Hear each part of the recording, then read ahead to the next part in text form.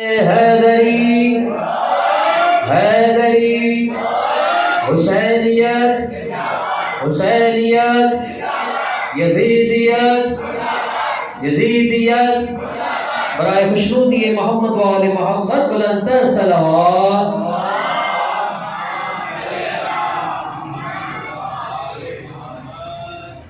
ماشاءاللہ لا حول ولا قوة الا باللہ العلی العظیم. رب اشرح لي صدري ويسر لي امري واحلل عقدة من لساني يفقهوا قولي. اعوذ باللہ السمیع العلیم من الشیطان اللعین الرجیم. بسم اللہ الرحمن الرحیم. الحمد للہ رب العالمین والعاقبۃ للمتقین والعاقبۃ اہل التقوی والیقین. ثم الصلاة والسلام على الرسول المسدد المحمود الأحمد والمصطفى الأمجد صاحب وقار السکینہ المدفون بأرض المدینہ مولانا مولا الثقلین جد الحسن والحسین حبیب الہ العالمین ابی القاسم محمد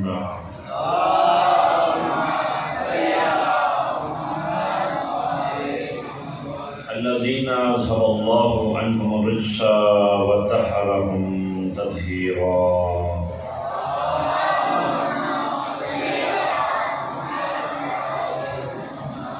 وعلى آله الطيبين الطاهرين المعصومين واللعنة دائمة على أعدائهم أجمعين إلى قيام يوم الدين.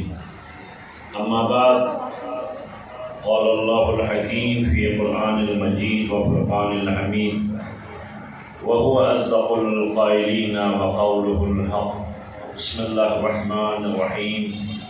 وما ارسلناك الا رحمة للعالمين. صلی اللہ علیہ محمد وآلہ.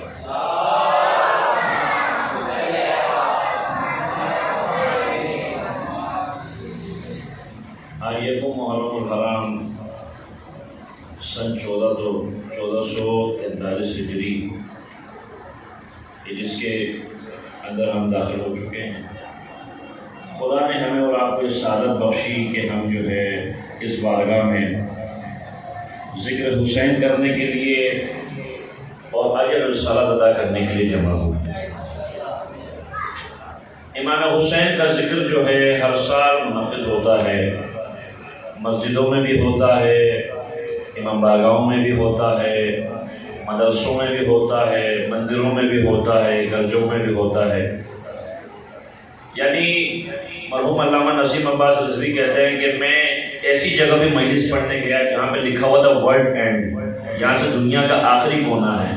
وہاں پہ بھی میں نے لکھا ہوا دیکھا تھا حسین و منی وانا من الحسین.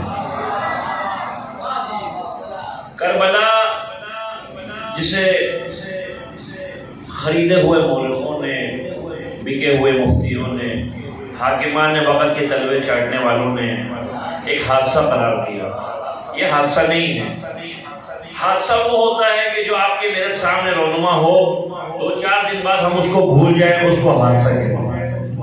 14 صدیوں سے جو انسانیت کے ضمیر کو جھنجھوڑے، انسانیت کے ذہن و فکر و دل و دماغ میں جو تاج محل تعمیر کر کے بیٹھ جائے وہ حادثہ نہیں ہے، حقیقت ہے. اب مسئلہ یہ ہے گا کہ اہل سنت کے بڑے جید عالم دین ہیں کہ جو اپنی کتاب میں لکھتے ہیں کہ ہمارے بزرگ جو ہے 2 مجلسیں کیا کرتے تھے. ایک 12 ربیع الاول کی 12 وفات کے نام سے، اور ایک 10 محرم کی امام حسین کی شہادت کے حوالے سے. یعنی وہ یہ کہتے ہیں کہ ہم جو ہے چاہتے تھے کہ نانا کا بھی ذکر ہو اور نواسے کا بھی ذکر ہو، مگر وقت کے ساتھ ساتھ آپ دیکھیں گے لوگوں کے مزاج بدل گئے، لوگوں کے تیور بدل گئے.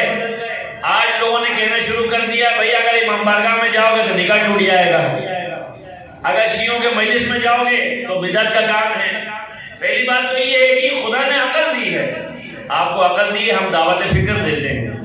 جتنے بھی صاحبان ہیں ان کو دعوت فکر ہے، آئیں مجلسوں میں بیٹھیں، پہلے دیکھے تو صحیح ہے مجلس کہتے کسے ہیں؟ دو چار افراد مل کر بیٹھیں اور گفتگو کریں وہ مجلس کہلاتی ہے. مگر چونکہ عرف عام میں یہ مشہور ہو گیا کہ جو بھی ذکر اہل بیت کرے اس کے نام سے ہوتا ہے کہ یہ شیعہ ہے اور یہ مجلس ہے. مجلس حالانکہ کہتے کس کو ہے؟ دو چار افراد مل کے جو مجلس کرے اس کو مجلس کہتے ہیں. اچھا میں نے سرنامہ کلام بھی اسی لیے پیغمبر خدا کا کے بارے میں پروردگار عالم جو ہے قصیدے پڑھ رہا ہے. وما ارسلناک الا رحمۃ للعالمین، اے حبیب ہم نے آپ کو عالمین کے لیے رحمت بنا کے بھیجا ہے. بلا شبہ کوئی بھی فرد جو ہے اس وقت تک مسلمان نہیں ہو سکتا جب تک جو ہے وہ ذات پیغمبر پر ایمان نہ رکھے. آج قادیانی جو ہے کیوں جو ہے غیر مسلم ہیں کی فہرست میں ہیں، کیوں کافر ہیں؟ کیونکہ وہ خاتم النبی پر ایمان نہیں رکھتے. پیغمبر جو ہے سے کسی نے پوچھا یا رسول اللہ آپ نبی کب بنے؟ آپ نے فرمایا انا محمد ابن عبداللہ خاتم المرسلین آدم بین ماء و طین. میں محمد ابن عبداللہ اس وقت بھی اللہ کا نبی تھا جب آدم مٹی پانی کے درمیان موجود تھے. ابھی پیغمبر نے اپنی زبان مبارک سے جملہ ارشاد فرمایا تھا، کہتے مسجد کا دروازہ کھلا، علی داخل ہوئے اور علی نے پکار کے کہا کہ انا علی ابن ابی طالب وصی رسول اللہ و خلیفتہ بلا فصل آدم بین ماء و طین. میں علی ابن ابی طالب اس وقت بھی اللہ کے نبی کا وصی تھا جب آدم مٹی پانی کے درمیان موجود تھا.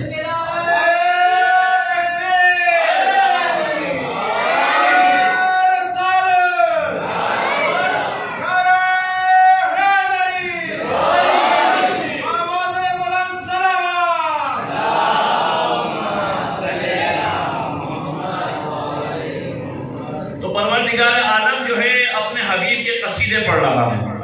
وہ حبیب کہ جو ابھی اعلان رسالت نہیں کیا، مکے کی گلیوں میں جس حبیب کو پتھر مارے گئے، زخمی کیا گیا، لہو لہان کیا گیا، لیکن اس کی لبوں پر ایسی دعا ہے پروردگار یہ مجھے جانتے نہیں ہیں، یہ مجھے پہچانتے نہیں، ان کو معاف کرنا. اور وہ بڑا مشہور و معروف واقعہ ہے جو ہم اپنے بچوں کو سناتے ہیں پیغمبر کے بارے میں کہ سرکار کے اوپر جو ہے ایک بوڑھی عورت جو ہے کوڑا کرکٹ پھینکا کرتی تھی. اب ایک دن وہ نہیں آئی خلاف توقع. صحابہ سے پوچھا بھائی کیوں نہیں آئی؟ فرمایا کہ یا رسول اللہ وہ بیمار ہے. اب پیغمبر کی روش دیکھیں، اس بوڑھی عورت کی خیریت پوچھنے کے لیے گئی. جب بوڑھی عورت کی خیریت پوچھنے کے لیے گئے وہ سمجھی شاید محمد انتقام لینے کے لیے آیا ہے. حالانکہ کہا آج تم نے میرے پہ کچرا نہیں پھینکا تو محمد پوچھنے آیا ہے کہ کیا وجہ ہے. پتہ چلا تم بیمار ہو، میں تمہاری عیادت کے لیے آیا ہوں. تو کہا بیٹا محمد بعد میں میری خیریت پوچھنا، پہلے مجھے کلمہ پڑھا دے. یعنی آج جو ہے کسی کو بھی آپ قریب کرنا چاہیں، یہاں پر تو خیر بیٹے باپ سے بدزن، باپ بیٹوں سے بدزن، معاشرہ ایسا ہو چکا ہے، لیکن ذات پیغمبر کا اخلاق ایسا ہے. کہتے ہیں کہ جس وقت جو ہے پیغمبر پہ ظلم و ستم ہوا، آپ فرماتے ہیں کتنے ایسے نبی ہیں جن پہ ظلم و ستم ہوا انہوں نے بدعا کری. میں وہ نبی ہوں، مجھے ستایا گیا اور مجھے پریشان کیا گیا، مجھے اذیت دی گئی، لیکن میری زبان پر بدعا کے الفاظ نہیں تھے. لیکن ایسا بھی وقت آیا کہ جب حضرت ابو طالب پیغمبر کے دفاع کے لیے میدان میں آئے تو اس وقت چونکہ عرب کے لوگوں نے اپنے شرارتی لڑکوں کو، شرارتی بیٹوں کو میدان میں چھوڑا تھا اور وہ چاہتے تھے پیغمبر کی تبلیغ آگے نہ بڑھے، کیونکہ ظاہر سی بات ہے وہ کہتے تھے تیرا جو بھتیجا ہے یہ ہمارے باپ داداؤں کی بتوں کی پوجوں کے خلاف بات کرتا ہے، یہ کہتا میں اللہ کا نبی ہوں، اللہ کی طرف سے بھیجا ہوا ہوں. تو لہٰذا انہوں نے کیا کیا؟ شرارتی لڑکوں کو آگے چھوڑ دیا. حضرت ابو طالب نے ان کو سمجھایا، دیکھو تمہارے بیٹے میرے بھتیجوں کو اذیت دیتے ہیں. کہا محمد بچوں کی لڑائی ہے، بڑوں کو نہیں آنا چاہیے. حضرت ابو طالب نے بھی اپنے بیٹے علی کو میدان میں اتارا. اب علی کو میدان میں اتار کے کہا یا علی کوئی ہاتھ آگے بڑھے تو صحیح گستاخی سے، مگر وہ سلامت نہیں رہے.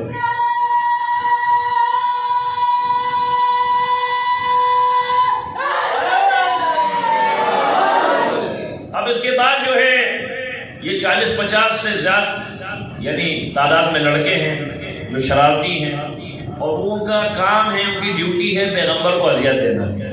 اب یہ سارے کے سارے لڑکے, کسی کا ہاتھ توڑ دیا, کسی کی کوہنی موڑ دی, کسی کی گردن توڑ دی, یہ سب جو ہے پٹ کر اپنے گھروں میں گئے.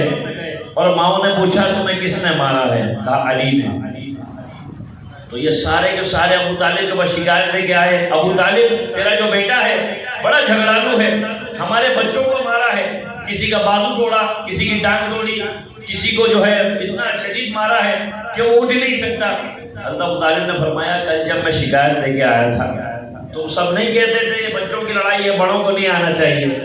تو اب میں نے تو اپنے بیٹے کو علی کو جو ہے میدان میں اتارا ہے محافظ نبوت بنا کر. اب یہ تو بچوں کی لڑائی ہے, بڑوں کو نہیں آنا چاہیے. صلوات پر محمد والے محمد.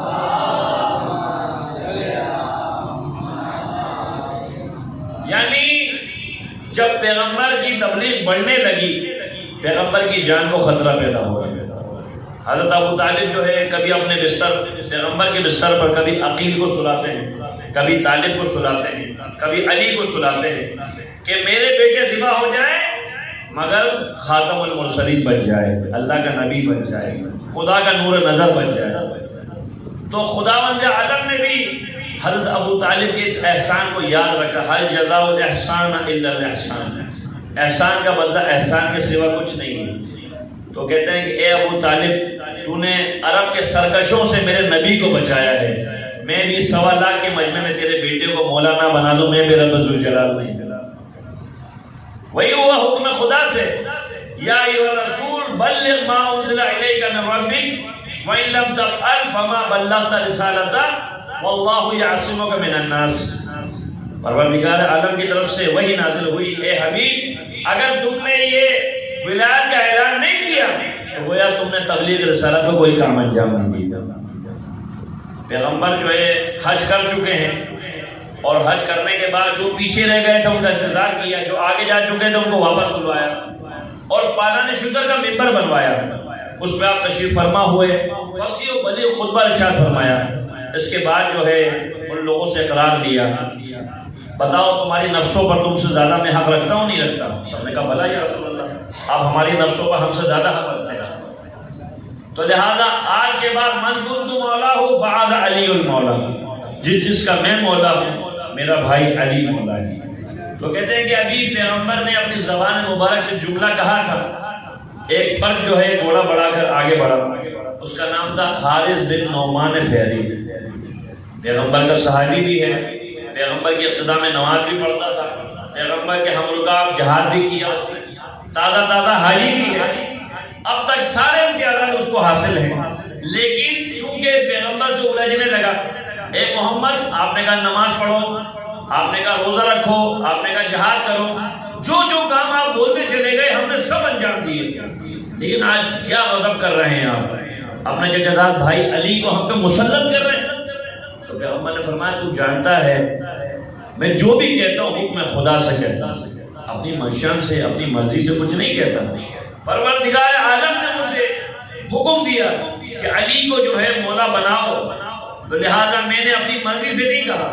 تو کہتے ہیں کہ بس میں پیغمبر سے وہ گھوڑا دوڑا کر آگے بڑھا, پروردگار اگر تیرا نبی اپنے قول میں سچا ہے میرے اوپر عذاب نازل کر.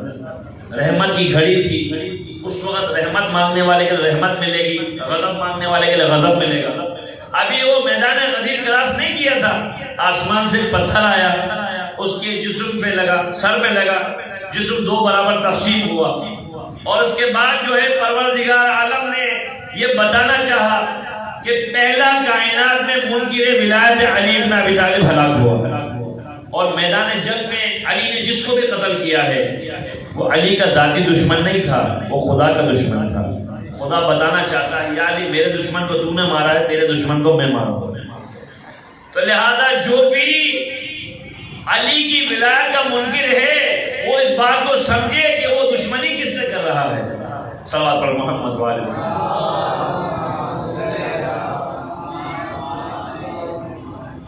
کہتے ہیں کہ ایک دن بہلول جو ہے سمندر کے کنارے ایک کوزے میں پانی بھر رہا ہے, کوزہ بھر چکا ہے, پانی گر رہا ہے. کسی نے پوچھا بہلول کیا کر رہا ہے؟ کہا سمندر کو پیالے میں سمونے کی کوشش کر رہا ہوں, سمندر کو پیالے میں سب ہونے کی کوشش کر رہا ہوں. کہا بہلول دماغ خراب ہو گیا ہے، اتنا بڑا سمندر ہے، اتنا سا جو ہے پیالہ ہے، یہ اس میں کیسے آئے گا؟ تو بہلول کہنے لگا میں بھی تو زمانے کو بتا رہا ہوں، اتنا بڑا علی ہے، اتنا سا لوگوں کا دماغ ہے، لوگوں کے دماغ میں علی کیسے آئے گا؟ تو لہذا اس چیز کو سمجھنے کی ضرورت ہے کہ علی سے دشمنی وہی کر سکتا ہے قول رسول کے مطابق جو یا تو حلال زادہ نہ ہوگا یا پھر وہ خدا کے دین پہ نہ ہوگا. کیونکہ علی ہی وہ ہستی ہیں کہ جنہوں نے ہر بزم میں ہر موقع پر اسلام کی خدمت کی ہے. حضرت ابن عباس کا بیان ہے، وہ فرماتے ہیں کہ ہم ابھی تک دین ابراہیم پہ تھے، ابھی پیغمبر کے دین پہ ہم نہیں آئے تھے. دین ابراہیم میں بہت سی چیزیں حلال تھی جو اسلام نے آ کے اس کو حرام قرار دی. کہتے ہیں ہم نے دیکھا خانہ کعبہ کے پاس 3 ہستیاں نماز پڑھ رہی تھی. آگے میرا بھتیجا محمد نماز پڑھا رہا تھا اور محمد کے پیچھے علی نماز پڑھ رہے تھے اور علی کے پیچھے میری بہو خدیجہ الکبریٰ نماز پڑھ رہی تھی. یہ کون کس کا فرمان ہے؟ یہ حضرت ابن عباس کا جو پیغمبر کے چچا ہیں. وہ فرماتے ہیں کہ 3 ہستیوں کو بیت اللہ کے پاس نماز پڑھتے ہوئے ہم نے اپنی آنکھوں سے دیکھا. علی ہر بزم میں پیغمبر کے ساتھ ہیں. اچھا ہم پہ ایک الزام یہ بھی لگایا جاتا ہے کہ بھئی یہ جو شیعہ ہیں یہ نعوذ باللہ جو ہے علی کو بڑھاتے ہیں. حالانکہ ایسی بات نہیں ہے، ہم علی کو نہیں بڑھاتے. ہم نے جو کام بھی کیا ہے یا کرنا ہے وہ حکم خدا کے مطابق، حکم پیغمبر کے مطابق. حالانکہ مولا علی علیہ السلام کا فرمان ہے انا عبد من عبید محمد، میں محمد کے غلاموں میں سے ادنا سا غلام. آج جو ہے ہمارے لیے ضروری ہے، کیونکہ اس وقت تک میں نے کہا نا کوئی بندہ مسلمان نہیں ہو سکتا جب تک وہ ختم نبوت پر ایمان نہ رکھے. آج تاریخ کو ہم پڑھتے ہیں، سلمان رشدی ایک ملعون ہے کہ جس نے پیغمبر کی شان کے خلاف جو ہے کمنٹس کہے اور پوری دنیا میں جو اس نے دلیلیں دی تھی تو کسی مسلمان کے پاس اس دلیل کا جواب نہیں تھا جو سلمان رشدی ملعون نے پیغمبر کے بارے میں کہا تھا. اور وہ کہتا تھا کہ بھئی جو میں یہ باتیں کر رہا ہوں یہ میں اپنے گھر سے تھوڑی لایا ہوں، یہ تو مسلمانوں کی کتابوں میں لکھا ہوا ہے. اس وقت پورے عالم اسلام میں جو مسلمان تھے ان کی زبانوں پہ تالے لگے ہوئے تھے. واحد علی کا بیٹا جس کا نام تھا روح اللہ موسوی خمینی، جنہوں نے فتویٰ دیا یہ واجب القتل ہے، اس کو قتل کرنا چاہیے. کیوں؟ کیونکہ خدا کے بعد جو ایمان کا پیمانہ ہے وہ ذات پیغمبر ہے. جو پیغمبر کا توہین کرے گا منکر ہوگا، وہ خدا کا بھی منکر ہوگا. اس کے بعد مسلمان جو ہے خواب غفلت سے جاگے، ارے بھائی اس نے کتنی بڑی توہین کی، پیغمبر کے بارے میں نامناسب جملے کہے. ابھی کچھ سال ہوئے ہیں اس ملعون نے خود ہی خودکشی کر کے واسط جہنم ہو گیا. تو عرض کرنے کا مقصد یہ ہے گا کہ ایک شخص تھا کہ جو پیغمبر کی شان کے خلاف شعر کہتا تھا. مکے میں کہتا تھا، مدینے میں مسلمانوں کو کہیں نظر آ گئے، اس کو جو ہے ایک بورے میں بند کر کے پیغمبر کی خدمت میں لے کے آئے. یا رسول اللہ گستاخ ہے، آپ کی شان کے خلاف شعر کہتا ہے. سرکار نے فرمایا کھولو اسے، کھول دیا. علی کے حوالے کے، یا علی لے جاؤ اس کی گردن کاٹو. اب ایک صاحب پڑھے یا رسول اللہ میں گردن کاٹوں گا، نہیں کاٹو. دوسرے پڑھے میں کاٹوں گا، نہیں. علی تم کاٹو اس کی گردن. مولا علیہ السلام نے اونٹ پہ سوار کرایا، 2000 درہم جیب سے نکال کے دیے. وہ سارے کے سارے جو تماشا دیکھ رہے تھے وہ پیغمبر کی خدمت میں گئے. یا رسول اللہ غضب ہو گیا، آپ نے کہا تھا علی کو گردن کاٹو. تو علی نے کیا کیا؟ علی نے جو ہے اس کو بھگایا بھی، 2000 درہم بھی دیے، اونٹ پر سوار کرا کے بھگا دیا. پیغمبر مسکرا کے حجرے میں تشریف لے گئے. تم نے سمجھا علی سمجھ گئے. صحابہ کرام حیرت سے دیکھ رہے ہیں، یا رسول اللہ کون سی ایسی بات ہے جو ہم نہیں سمجھے، علی سمجھ گئے. دوسرے دن مسلمان فجر کی نماز پڑھ کر مسجد سے نکل رہے تھے. وہی جو گستاخ ہے وہ مسجد نبوی میں وضو کر رہا تھا اور وضو کر کر پیغمبر کی خدمت میں آ کر دست و بوسی کرتا ہے. یا رسول اللہ ساری رات جا کر آپ کی شان میں نعت لے کر لے کے آیا. اب مجھے بتائیے آج جو ہے اگر اس کی گردن کاٹتے تو آیا وہ کبھی دین پہ آتا؟ آج جو چیز ہمیں زیادہ ضرورت ہے ہمیں کردار پیغمبر کو دیکھنا چاہیے. پیغمبر کا کردار ایسا ہے، ہر مکتب فکر کا مسلمان جو ہے جس ہستی سے امپریس ہے وہ ہے ذات پیغمبر. ذات پیغمبر کہ ظاہر سی بات ہے کہ انک لعلی خلق عظیم، خلق عظیم کے درجے پہ فائز ہے پیغمبر. ہر صحابی جو ہے پیغمبر کی بزم میں جو ہے لوگ آتے ہیں اور آنے کے بعد اپنے مسئلے بیان کرتے ہیں، اپنی مشکلات بیان کرتے ہیں، پیغمبر ان سوالوں کا جواب دیتے ہیں. ایک شخص پیغمبر کی خدمت میں آیا اور کہنے لگا یا رسول اللہ میں بھی آپ کا عاشق ہوں، آپ کے اوپر جان چھڑکتا ہوں، اور جب آپ جنگ میں تشریف لے جائیں گے تو میں بھی ساتھ جانا چاہتا ہوں. آپ نے فرمایا نہیں، تیری ماں جو ہے بوڑھی ہے، تیرا وظیفہ تیری ماں کی خدمت ہے. نام ہے اویس قرنی. ماں کی خدمت کے لیے پیغمبر نے منع فرمایا، تمہارے پاس جہاز ساقط ہے کہ تیری ماں بوڑھی ہے. ایک دن بڑا اشتیاق ہوا پیغمبر سے ملنے کا اور کہا ماں میں محمد سے ملنے جا رہا ہوں پیغمبر سے. ماں نے کہا سورج ڈوبنے سے پہلے واپس آ. اب جب وہ چلا ہے حضرت اویس قرنی جب چلے تو دق الباب کیا، حجرے رسول سے آواز آتی ہے کہ پیغمبر اپنے حجرے میں تشریف فرما نہیں ہے. پیغمبر کے حجرے کی چوکھٹ کو چوم کے واپس آئے. جب پیغمبر واپس تشریف لائے تو فرمایا میں اویس کی خوشبو محسوس کر رہا ہوں. یعنی پیغمبر کی سیرت اپنی جگہ پر، لیکن پیغمبر کے ماننے والے. پیغمبر کے ایک اور صحابی ہے جس کا نام ہے سلمان فارسی، نام سنا ہوگا. یہ وہ صحابی ہے جس کو امام جعفر صادق علیہ السلام فرماتے ہیں صلوات محمد والے،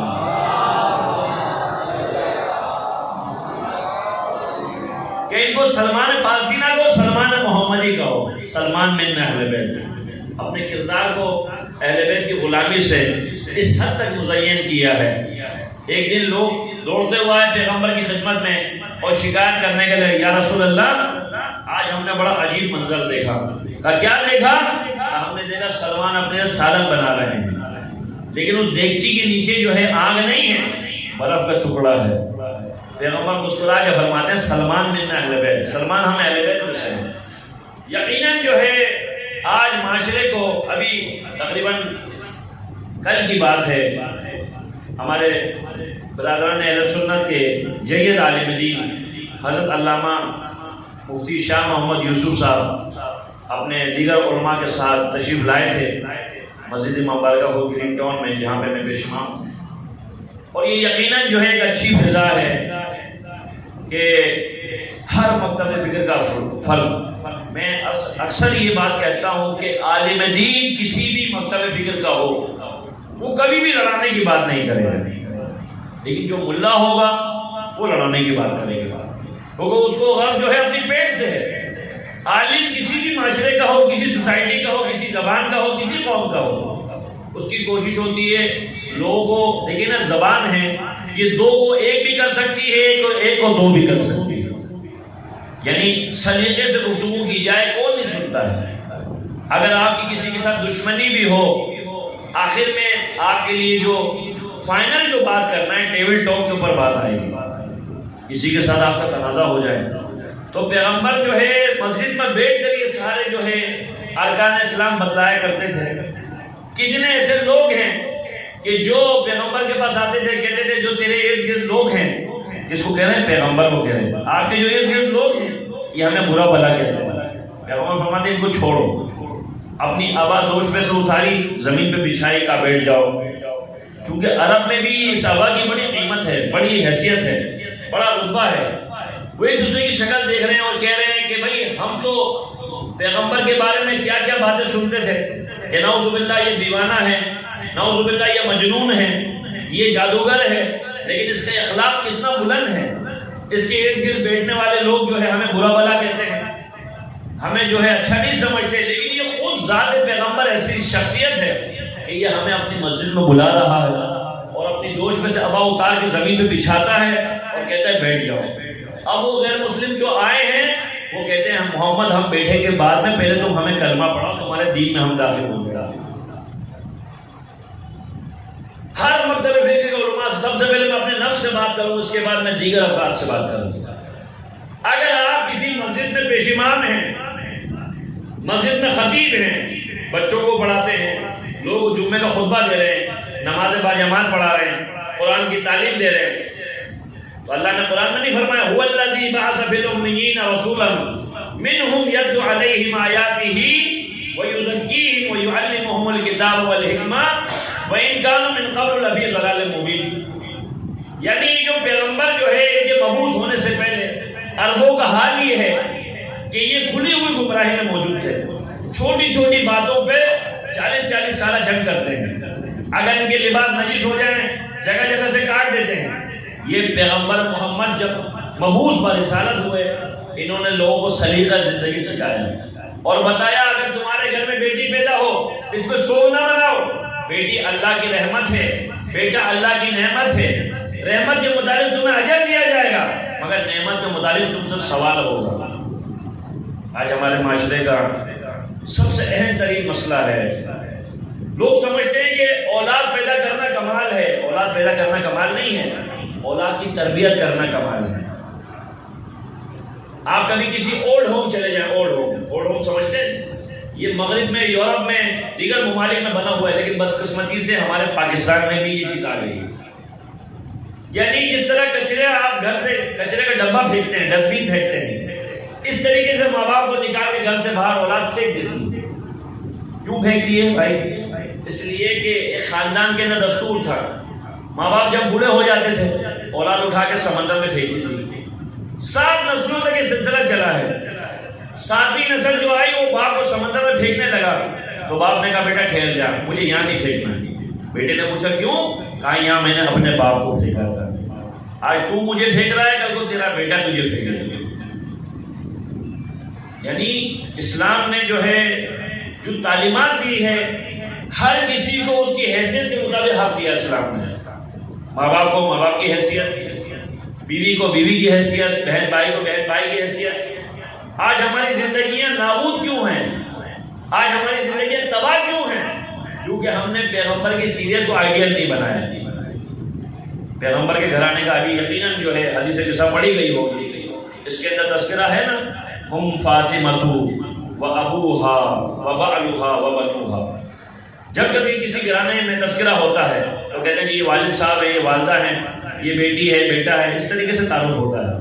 لیکن پیغمبر کے گھرانے کا تعارف کیسے ہو رہا ہے؟ یہ فاطمہ ہیں، یہ فاطمہ کے والد ہیں، یہ فاطمہ کے شوہر ہیں، یہ فاطمہ کے صاحبزادے ہیں. اگر تعارف ایسے ہوتا یہ محمد ہیں، یہ ان کی بیٹی ہے، داماد ہے، یہ نواسے ہیں، کہنے والے کہتے ہیں کہ یہ ان کے ماننے والے ہیں. قرآن میں تذکرہ ہے ما کان محمد ابا احد من رجالکم ولکن رسول اللہ خاتم النبیین. محمد تو مردوں میں کسی کے باپ نہیں ہے، وہ خاتم المرسلین ہے. ایک طرف قرآن میں یہ ذکر ہوا، دوسری طرف کہا گیا پیغمبر کی جو ازواج ہیں، بیویاں ہیں، یہ تو مومنین کی ماں ہے. اب حیرت کی بات ہے کہ جو عورت میری ماں ہے اس سے تو میرا کوئی پردہ نہیں ہے، جو میری ماں ہے اس سے میرا کوئی پردہ نہیں ہے. یہ کیوں کہا کہ پیغمبر کی بیویاں تمہاری ماں ہیں؟ ماں کے ساتھ بیٹا رشتہ قائم نہیں کر سکتا، شادی نہیں کر سکتا. حرمت ہے نا، ماں کی اپنی حرمت ہے، بہن کی اپنی حرمت ہے، بیوی کی اپنی حرمت ہے. تو لہٰذا یہ اس لیے کہا کیونکہ بہت سے لوگ اپنے دلوں میں تمنا رکھتے تھے، سنا تھا نا کہ پیغمبر دنیا سے چلے جائیں گے، نعوذ باللہ جب دنیا سے چلے جائیں گے تو لہٰذا پیغمبر کی جو حرم ہے، پیغمبر ان کی عدت گزرنے کے بعد ان سے عقد ہم کریں گے.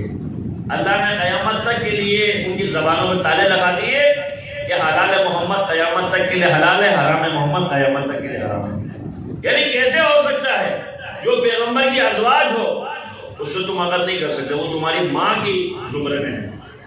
یعنی یہ حکم اسلام نے دیا ہے. آج جو ہے دین اسلام جیسا مقدس دین جو ہے، کہتے ہیں مثلا سائنس آج ثابت کر رہی ہے اسلام کو. آپ کوئی چیز جو ہے ہوا میں اچھالیں وہ چیز جو ہے زمین میں واپس آئے گی. کیوں؟ اس لیے زمین میں کشش ہے. ہمارے دین میں لاکھوں گنا کشش ہے. ضرورت اس چیز کی ہے، ہمیں چونکہ فری فنڈ میں یہ دین ملا ہے نا، کوئی قربانی ہم نے دی نہیں، کوئی ہم نے جو ہے کوئی جیلیں نہیں کاٹی. لیکن جنہوں نے اس دین کے لیے مثلا ایسے بھی ہمارے علماء گزرے ہیں، شیعہ تاریخ کو پڑھیں، کیونکہ اسلام کی عملی تفسیر کو تشیع کہتے ہیں. آج مسئلہ یہ ہے کہ ہمیں پہلے سوچنا چاہیے شیعہ ہوتا کیا ہے. شیعہ کہتے ہیں پیروکار کو. آج مسئلہ یہ ہے گا کہ ہم ائمہ اہل بیت کے اوپر جان چھڑکتے ہیں. ایک آدمی عراق نہیں جا سکتا، امام رضا کے روزے پہ نہیں جا سکتا، امام حسین کے روزے پہ نہیں جا سکتا، امام علی کے روزے پہ نہیں جا سکتا، جنت البقیع نہیں جا سکتا. تو میں سمجھتا ہوں اس علاقے میں رہنے والے کے لیے امام بارگاہ ہی جنت البقیع ہے. یہ امام بارگاہ ہی امام حسین کا روزہ ہے، یہ امام بارگاہ ہی امام رضا کا روزہ ہے. عقیدت کے اوپر بات ہے. ایک جو ہے زائر امام رضا علیہ السلام کے روزے پہ گیا ہے، صلوات پڑھیں محمد والا.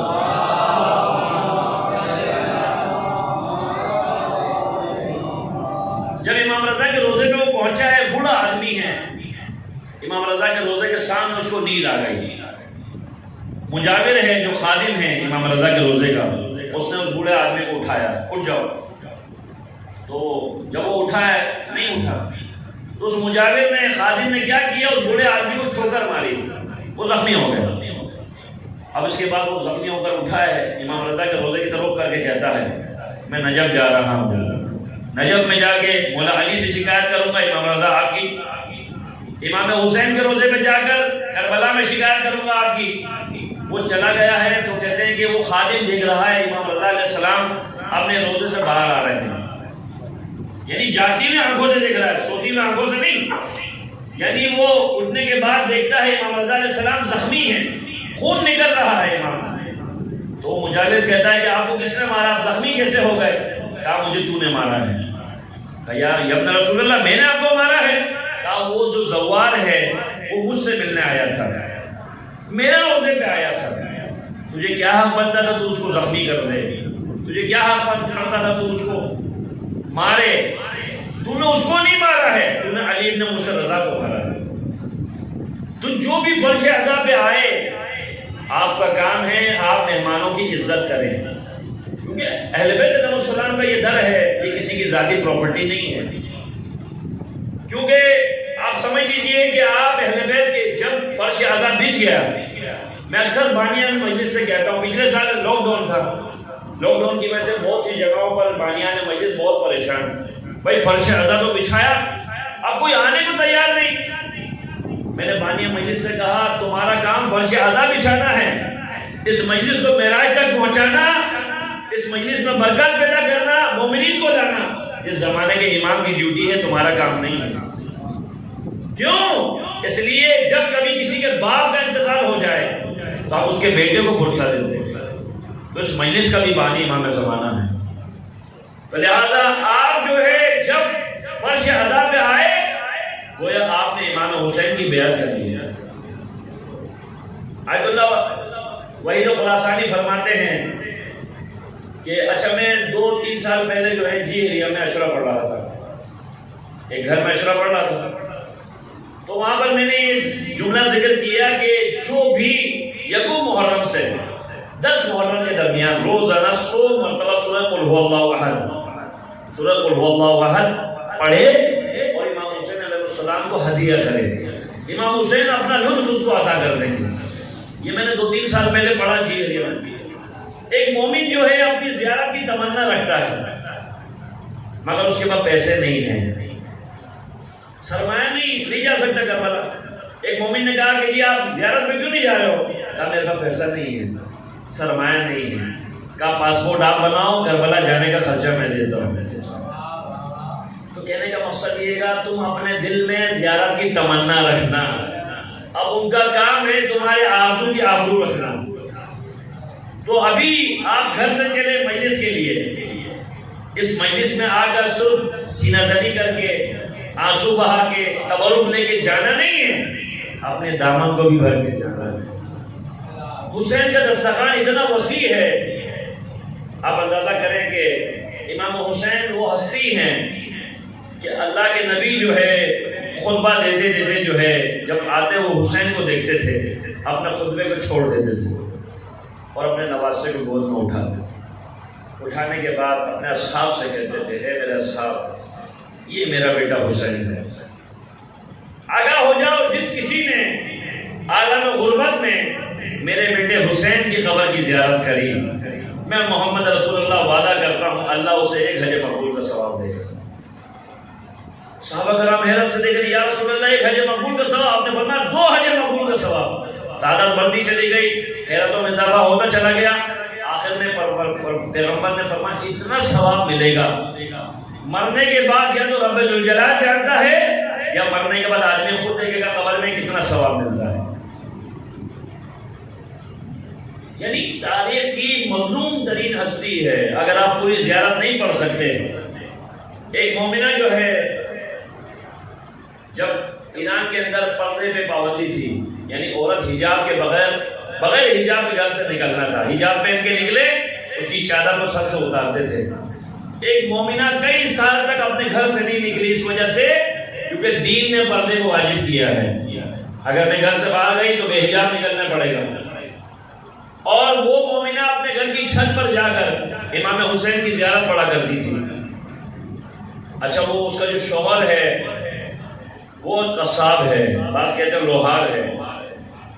اتفاق 2 عالم دین وعدہ کریں ایک دوسرے سے، ہم دونوں میں سے جو پہلے مر جائے، جو زندہ ہے وہ بتائے کہ قبر میں کیا سوال جواب کیے گئے، تاکہ جو زندہ ہے وہ تیاری کرے۔ اتفاق ایک عالم کا انتقال ہو گیا، کئی دن تک جو ہے ملاقات نہیں ہوئی۔ کافی دنوں بعد جب دیکھا جنتی لباس پہنا ہوا ہے، بہترین لباس پہنا ہوا ہے، پوچھا، کہا بھائی ہم جو سمجھتے تھے ہم بہت کچھ ہیں لیکن بہرحال بہت سی کمیاں ہمارے اندر تھی، لیکن کل رات کو ہمارے محلے کا جو قصاب ہے اس کی زوجہ دفن کی گئی، اور ایک مقدس ہستی تشریف لائیں جنہوں نے جو ہے اس مرنے والی مومنہ سے کہا تجھے میری زیارت پڑے بغیر چین نہیں آتا، لو آج میں خود تیری زیارت کرنے کے لیے آیا۔ اس کے بعد جو ہے چاروں سمتوں میں جتنی بھی قبریں ہیں ان کے اوپر سے عذاب اٹھایا گیا، تو وہ عالم دین خواب سے اٹھتا ہے، اٹھنے کے بعد اس گھر کے دروازے میں دخل الباب کرتا ہے اور پوچھتا ہے بتاؤ کہ آپ کی زوجہ نماز شب پڑھتی تھی؟ کہا نہیں، اپنی واجب نمازیں پڑھا کرتی تھی۔ کہا کون سا ایسا مقام ہے جو یہ رتبہ آپ کی زوجہ کو ملا؟ کہا اپنے گھر کی چھت پر جا کر امام حسین کی زیارت وارثہ پڑھا کرتی تھی۔ امام حسین جو ہے، اچھا آپ میں سے اکثر ایسے لوگ ہوں گے، بطور ہدیہ میں تبرک کا نرس کر رہا ہوں، اگر ایک مومن بھی اس بات کو سمجھ لے تو یقیناً جو ہے یہ میری بھی نجات کے لیے کافی ہوگا اور آپ کی بھی آنکھیں سرخرو ہو جائیں گی۔ اگر کوئی چاہتا ہے کربلا کی زیارت کرے مگر اس کے پاس پیسہ نہیں ہے، سرمایہ نہیں ہے، کیا کریں؟ حضرت عباس علمدار کا علم ہے، 2 رکعت نماز پڑھ کے ہدیہ کریں اور حضرت عباس علمدار کو واسطہ بنائیں، یا حضرت ابو الفضل عباس علمدار آپ باب الحوائج ہیں، آپ مجھے اذن زیارت عطا کیجیے، میں وعدہ کرتا ہوں اگر میں کربلا پہنچ گیا امام حسین کی زری میں کھڑے ہو کر آپ کے نام پہ زیارت پڑھوں گا، اور جب کبھی کوئی مشکل آئے نا تو وسیلہ ہے یا کاشف الکربی عن وجہ حسین علیہ السلام، اکشف کربی بحق اخیک الحسین علیہ السلام، ایک امام حسین کے چہرے سے پریشانیوں کے آثار دور کرنے والی ہستی ہماری زندگیوں سے بھی ہماری پریشانی کو دور کرنے، تو یقیناً جو ہے خدا حضرت عباس علمدار کے اس وسیلے کو سنے گا انشاءاللہ۔ خدا نے زندگی رہی تو مزید جو ہے آگے گفتگو ہوتی رہے گی عشرے میں۔ آج یکم محرم ہے، ارباب مقاتل مصائب پڑھتے ہیں امام حسین کے مدینے سے نکلنے کے۔ ولید نے دربار میں بلایا امام حسین کو، اور بلانے کے بعد امام سے ولید کہنے لگا فرزند رسول معاویہ دنیا سے جا چکا ہے، مر گیا ہے، مر گیا، اس کا بیٹا یزید تخت نشین ہوا ہے، اس نے خط لکھا ہے 3 ہستیوں سے بیعت لینی ہے، ان میں سے ایک آپ بھی ہیں، آپ بیعت کرتے ہیں تو ٹھیک ہے، ورنہ ہمیں حکم ہے کہ آپ کا سر کو قلم کر کے واپس اس کے پاس بھیجا جائے۔ امام حسین نے فرمایا پہلی بات بیعت میں نے کرنی نہیں ہے، اگر کرنا بھی ہو تو میں اس طرح بند کمرے میں بیعت نہیں کروں گا۔ تو کہتے ہیں اسی وقت ولید نے جو ہے کان میں جو ہے مروان نے کہا کہ اگر ابھی حسین ابن علی سے بیعت لیتے ہو تو ٹھیک ہے، ورنہ جو ہے امام حسین دوبارہ تیرے ہاتھ نہیں آئیں گے، چونکہ جب گھر سے چلے تھے ثانیہ سیدہ نے کہا تھا میرے بھائی حسین ہمارے کنبے کے سربراہ آپ ہیں، ہمارے کنبے کے والد صاحب ہیں، اکیلے نہ جائیے، جوانان بنی ہاشم کو لے کے جائیے۔ اس وقت عباس و علی اکبر، قاسم و اون و محمد، تمام جوانان بنی ہاشم امام حسین کے ساتھ گئے، مگر امام حسین نے فرمایا میں جنگ کرنے نہیں جا رہا، بات کرنے جا رہا ہوں۔ امام نے جو ہے فرمایا جب میری آواز بلند ہو جائے تو تم لوگ جو ہے اندر داخل ہو جانا۔ جب امام نے جب دیکھا نا اس طرح کی گفتگو ہو رہی ہے، آپ نے فرمایا ابن زرقا، اے نیلی و آنکھوں والی کے بیٹے، کیا تیری مجال ہے تو حسین بن علی سے بیٹھ لے؟ تو کہتے ہیں اسی وقت عباس اور علی اکبر داخل ہوئے جوانان بنی ہاشم کے ساتھ، قریب تھا اس ملعون کو واصل جہنم کرے۔ امام نے فرمایا آل محمد کی طرف سے جنگ کی پہل نہیں ہے۔ جب آئے نا دولت سنا پر، ثانیہ سیدہ دعا کے لیے ہاتھ بلند کریے بیٹھی تھی، پروردگار تجھے تیری عزت و جلالت کا واسطہ، حسین ہمارے کنبے کا وارث ہے، حسین کی حفاظت فرمانا۔ جب اپنے بھائی کو دیکھا زینب رشک کھا جاتی ہیں، جب ہوش میں آئے تو فرمایا بہن زینب اب نانا کا مدینہ حسین کے رہنے کے قابل نہیں ہے۔ عباس سے کہا تو قافلہ تیار کر، میں ماں سے ودا ہو کے آتا ہوں۔ سب سے پہلے قبر رسول پہ گئے، نانا تیرے نواسے کا سلام قبول کر، نانا دوبارہ تیری قبر پہ چراغ جلانا مجھے نصیب نہیں ہوگا، نانا میں نے جو وعدہ کیا تھا نا آپ کے دین کو بچانے کے لیے، 80 برس کے بوڑھے صحابی سے لے کر 6 مہینے کے بچے تک کی قربانی دوں گا۔